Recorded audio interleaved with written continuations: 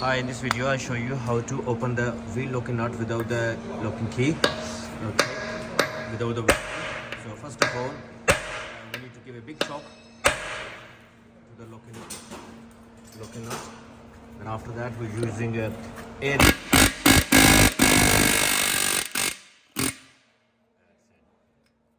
hammer. But this method is very easy without damaging the alloy wheel. But this one air hammer, and normally the garages have not the It's very easy. You just give a big shock and then put the air hammer on like an angle and it will open automatically. It's a very easy way. If you have any question, give in the comments below, then I will give you the answer. Thanks for watching. Bye.